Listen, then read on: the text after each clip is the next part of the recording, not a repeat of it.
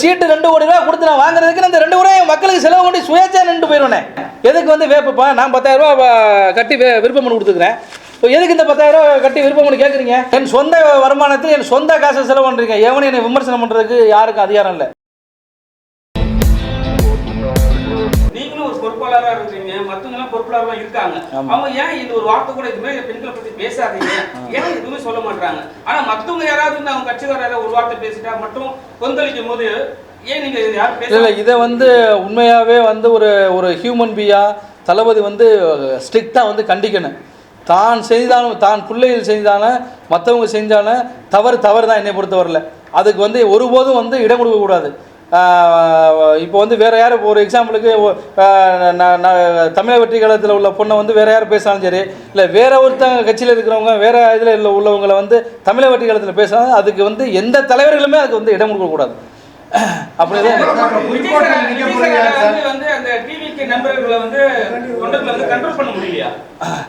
அது அவர் அது எங்களுக்கே புரியலை, அவ்வளோதான் சொல்ல முடியும். எங்களுக்கே புரியலை. மீடியாவை சந்திக்கவே இல்லை, தனியாக வந்து இந்த மாதிரி ஒரு மீடியாவை சந்திக்க. அதே மாதிரி இப்போ உங்களை மாதிரி நிர்வாகிகள் ஏற்கனவே சவுத் சைட்ல இருந்து ஒரு லேடி நான் செலவு பண்ணா எனக்கு சீட் கொடுக்கணும் காரெல்லாம் மறிச்சு ஒரு வீட்டு வாசல்ல போகும். இப்போ உங்களை மாதிரி நிர்வாகிகளையும் சந்திக்கல. நாளைக்கு இவர் ஒருவேளை எலெக்ட் ஆகி வந்தாருன்னா மக்களை சந்திப்பாரா? ஏன்னா நமக்கு முன்னாடி அனுபவம் இருக்கு. இதே மாதிரி சினிமாவில் நட்சத்திரமா வந்தவங்க அதுக்கப்புறம் பத்திரிகையை சந்திக்கிறது இல்லை, மக்களை சந்திக்கிறது இல்லைங்கிற முதல்வர்களையும் நம்ம பார்த்தோம். திருப்பியும் அந்த மாதிரி தமிழகம் தள்ளப்படுமோ? இல்லை சார், அதாவது இப்போ விருப்ப மனு எல்லாருமே தாவேக்கால கொடுத்துருக்காங்க. இந்த விருப்ப மனுவை கொடுத்தாலும் ஒவ்வொரு தொகுதியில் வந்து 10 பேரை கொடுத்தாலும் அந்த 10 பேரை கூப்பிட்டு யாருப்பா நிற்கிறது, உங்களுக்கு என்னப்பா தகுதி இருக்குது, எப்படிப்பா நீங்கள் உங்களுக்கு செல்வாக்கு இருக்குது அப்படிங்கிறத ஏன் இவங்க பண்ண? அதுக்கு வந்து இவங்க ஃபஸ்ட்டு ஆரம்பிக்கையிலேயே இவங்க தான் வேட்பாளர் அறிவிச்சுட்டு போக வேண்டியதானே. எதுக்கு வந்து வேப்பப்பா நான் 10,000 ரூபா கட்டி விருப்ப மனு கொடுத்துக்கிறேன், எதுக்கு இந்த 10,000 ரூபா கட்டி விருப்ப மனு கேட்குறீங்க? கேட்க வேண்டாமே, நீங்கள் தான் நியமிச்சிட்டீங்களே. நீங்கள் வந்து இவங்க நிப்பாட்டம் நியமித்தாலும் அப்போ எதுக்கு இப்போ வெளியில் வந்து போர்வைக்காக எதுக்கு வந்து நீங்கள் கண்துடைப்புக்காக எதுக்கு நீங்கள் போர்வை அது பண்ண எதுக்காக பண்ணனு யோசிச்சு பாருங்க. அரசியல்னா எல்லாருக்கும் சமம் அப்படிங்கிறது தான். ஒரு கண்துடைப்புக்காக வந்து விருப்பமனு கொடுங்க அப்படின்னு சொல்லிவிட்டு வேட்பாளர் அறிக்கையில் அவங்களே செலக்ட் பண்ணி அவங்கள மட்டும் விருப்பமனு எடுக்கிறதுக்கு ஏன் எல்லாரும் கிடைக்க சொல்கிறீங்க? ஆல்ரெடி அவங்களே செலக்ட் பண்ணி நீங்கள் பேமெண்ட் எடுக்க சொல்ல வேண்டியதானே. அதுதான் தெரியல. சார் தாவேக்கால இருந்து பேசுறவங்க வெளியே போறவங்க அவங்க வந்து சப்போர்ட் பண்ணி பேசிட்ட பிறகு அகைன்ஸ்டா இது மாதிரி ஒரு விஷயம் ஒருத்தர் வந்து பேசுறாருன்னா அகைன்ஸ்டா இருந்தா அவங்க பண்ற தப்பெல்லாம் வந்து சுட்டி காட்டும் போது தாவேக்கா நண்பர்கள் அவங்க ரசிகர்கள் எல்லாருமே வந்து பெறான்றாங்க. நீங்க பாத்துருப்பீங்க, நிறைய பெண்கள் கூட வெளியே வந்தவொடனே அவங்க வந்து அவதூறா பேசுறது. இப்போ உங்களெல்லாம் பேசினா நீங்க என்ன பதிலீடு கொடுப்பீங்க? என்ன பேசினா என்ன பேசுறதுக்கு போறதுக்கு தயார். நான் என் சொந்த வருமானத்தில் என் சொந்த காசை செலவு பண்ணுறீங்க. எவனையும் என்னை விமர்சனம் பண்ணுறதுக்கு யாருக்கும் அதிகாரம் இல்லை. விமர்சனம் பண்ணணும், நான் தவறு செய்தால் விமர்சனம் பண்ணணும். அவங்க விமர்சனம் பண்ண மாட்டாங்க, வீட்டில் இருக்கிற பெண்கள் விமர்சனம் பண்ணுறாங்க. அதாவது வேலை இல்லாதவன் வெட்டி போய் தான் விமர்சனம் பண்ணுவான். அதை வந்து எங்கள் தளபதி தான் பார்த்து சரி பண்ணணும். அதாவது சின்ன பசங்களை வந்து ஒவ்வொரு அதுதான் அனுபவமே சிறந்த ஆசான்னு சொல்லியிருக்காங்க. அனுபவமான ஆளுகளை ஒரு மாவட்ட செயலரை போட்டாலும் அவருக்கு பின்னாடி ஒரு 5 பேர் அனுபவமான ஆளுகளை போட்டு இவன் இப்படி பேசுகிறான் அப்படின்னா அதை வந்து உடனே பேசக்கூடாது பண்ணக்கூடாதுன்னு சொல்லிட்டு அதுக்கான டீமை போட்டு குழுவை போட்டு பண்ணணும். அப்புறம் இன்னொரு விஷயம் என்ன அப்படின்னா, இது மெயினான ஒரு விஷயத்தை நான் சொல்கிறேன். இதுக்காக என்ன நடந்தாலும் பிரச்சனை இல்லை. சில நாட்களுக்கு முன்பு தளபதி ஒரு அறிக்கை ஒன்று விட்டார். என்னென்னா தேர்தல் குறிப்பீட்டுக்கு வந்து அறிக்கை விட்டார். அதில் வந்து எங்கள் மாவட்ட செயலர் பர்வேஸுடைய பேரும் இருந்துச்சு. அது மாதிரி அவருக்கு டிகே பிரபு அவருடைய பேர் இருந்துச்சு, காரைக்குடி டிகே பிரபுன்னு. அவங்களுக்குலாம் என்னங்க அனுபவம் தெரியும்? தேர்தல் அறிக்கைக்கு மக்களுக்கு செய்கிற திட்டங்களுக்கு அவருக்கு என்ன அனுபவம் தெரியும்? அவருடைய வயசு என்ன, அவருடைய அனுபவம் என்ன? ஒரு ஐஏஎஸ் போடணும், ஒரு முன்னாள் நீதிபதியை போட்டிருக்கலாம், ஒரு முன்னாள் ஐபிஎஸ்ஐ போட்டிருக்கலாம், இல்லை முன்னாள் அமைச்சராக இருந்தவங்க அனுபவம் உள்ளவங்களை போட்டால் மக்களுக்கு என்ன, அன்றாட மக்களுக்கு ஒரு சராசரி மனுஷனுக்கு குடிசையில் வாழ்வங்களுக்கு என்ன தேவை, விவசாய மக்களுக்கு என்ன தேவை, மீனவர்களுக்கு என்ன தேவைன்னு அவங்களுக்கு தெரியும். இந்த தேர்தல் அறிக்கையில்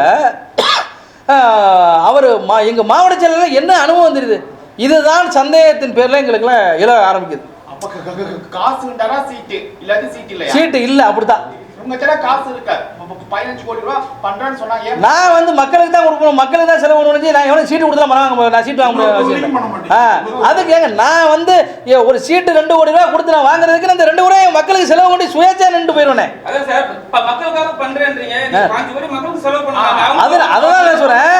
அதுல இல்ல நான் இப்ப டிவிக்கு சாத்து போகல. இப்ப நான் என்ன சொல்றேன், தளபதி வந்து இந்த நான் வந்து 2 வருஷம் அப்போ தளபதியோட பயணிச்சிருக்கிறேன். தளபதிக்காக நான் செலவு பண்ணிருக்கேன்.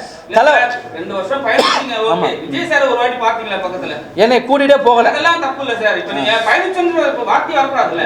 இல்ல தளபதியோட வார்த்தைக்காக மக்களுக்கு சேவை பண்ணி பயணிச்சுக்கிட்டு இருக்கிறோம். அப்படி சொல்லுங்க. இல்ல புரியல, மக்களுக்கு சேவை பண்ணி பயணிச்சுக்கிட்டு இருக்கோம். இப்போ ரஜினிகாந்த் எப்படி சார் பாக்குறீங்க? உண்மையா ஒரு ரசிகர்களை தவறா வழி நடத்தாம நமக்கு இது சரிபட்டு வராதுன்னு ஒதுங்குனது சரியா தோணுதா உங்களுக்கு? ஏன்னா இவரு இப்ப நீங்க சொல்றதெல்லாம் பார்த்தா தவறா வழி நடத்தி தனக்கான சுயலாபம் தனக்கான பதவிக்கு உண்மையிலே அன்பு தலைவர் ரஜினிகாந்துக்கு வந்து ஒரு ராயல் சல்யூட் தான் நான் சொல்லுவேன். அவர் ஒரு நல்ல மனிதர். அவர் நமக்கு தந்தை மாதிரி உள்ளவர். அவர் எப்பொழுதும் நல்லா இருக்கணும். அதுக்கப்புறம் நான் விமர்சனம் பண்ண இது இல்லை சார். கடைசியாக ஒரு கேள்வி சார். புதுக்கோட்டையில் யார் நிற்க வைக்கிறாங்க? அதுக்கு ஏன் உங்க தொகுதியில் அவர் மாறுறாரு? அதாவது புதுக்கோட்டையில் அவர் நிர்வாகிகள்லாம் போட்டிருக்காப்புல. அந்த நிர்வாகிகள்லாம் எப்படி போட்டிருக்காப்புலன்னா, அப்பா வந்து முன்னாள் ஏடிஎம்கேனுடைய வர்த்தக இணை செயலாளர் இருக்காரு. அவருக்கு வந்து உதவியாளராக இருந்தவங்களெல்லாம் இணை செயலாளர் துணை செயலாளர் இப்படி போட்டுவிட்டு நம்மள மாதிரி ஆட்கள் எல்லாம் வந்து ஏன்னா அவரை மீறி யாரும் போயிடாத அளவுக்கு கட்டமைப்பு வச்சிருக்காரு. இல்லைங்க, உங்க தொகுதிக்கு அவர் வர்றதுக்கு காரணம் என்ன? அந்த தொகுதியே நிக்கலாம்ல அவரே. அந்த தொகுதியில் நிக்கலாம். அங்க வேற யாரும் அப்ரோச் பண்றாங்க? அப்படி இல்ல, காசு வாங்கிட்டு அங்க வந்து சாட்டை துறை தொகுதிக்கு 2 கோடி ரூபா பேசினங்க மாதிரி இப்போ வந்துச்சு, விமர்சனம் வந்துச்சு. இப்போ என்கிட்ட வந்து இப்போ நான் கொடுக்க முடியாதுன்னு சொல்லிட்டேன். நான் இன்னொரு தொகுதியெல்லாம் செலவு பண்ண முடியாதுன்னு சொல்லிட்டேன். அதனால இங்கே புறவு வந்து விட்டோம்னா இப்போ இன்னொரு விஷயம் என்னன்னா, அவரை தவிர வேற யாரும் ஜெயிக்கக்கூடாதுன்னு முதல்ல இருக்காப்புல. ஜெயிச்சா நம்மளை மிஞ்சி போயிடுவாங்க அப்படின்னு. அங்கே புதுக்கோட்டை மாவட்டத்தில் என்னை நிப்பாட்டினால், தளபதி என்னை அறிவித்தால் அங்கே அதிக வாக்கு வித்தியாசத்தில் நான் தான் வருவேன்.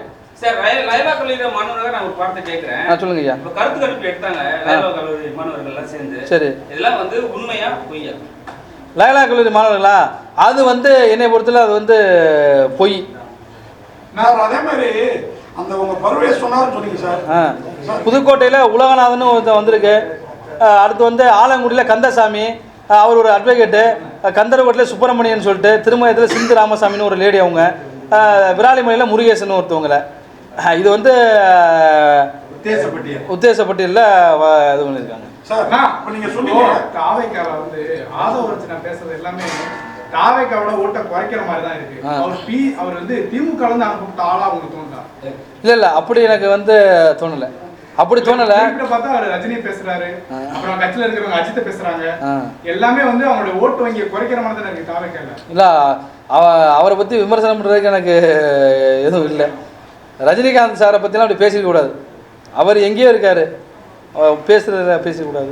சார் அதே மாதிரி இந்த பர்வேஸ் சொன்னாரு, எங்க தாத்தா எங்க அப்பா எல்லாம் அரசியல் ஆமா ஆமா பொறுப்புல இருந்தவங்க. ஆமா அவங்க எல்லாம் என்ன கட்சியில இருந்தாங்க? ஏடிஎம்கேல மாவட்ட வர்த்தக இணை செயலாளராக தந்தை இருந்தார்.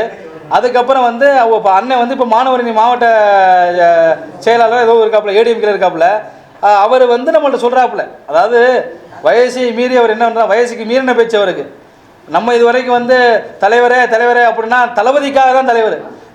அப்போ தளபதி தலைவர்னா இவரையும் தலைவர்னு கூப்பிடணும் அப்படிங்கிற ஒரு ஃபோக்கஸ் தான் அவருக்கு.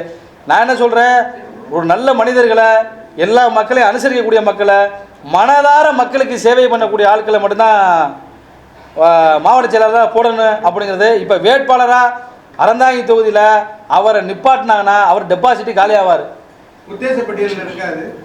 அதுல இருக்கு. இது வரைக்கும் நான் தான் வந்துகிட்டு இருந்தேன். இப்ப வந்து அவர் வர்றாப்புல. அவர் இப்ப உத்தேசப்பட்டியல்னா நேத்து இன்னைக்கு.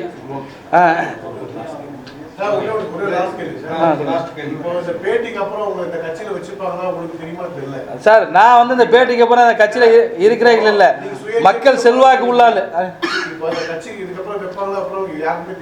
ஆமா ஆமா ஆமா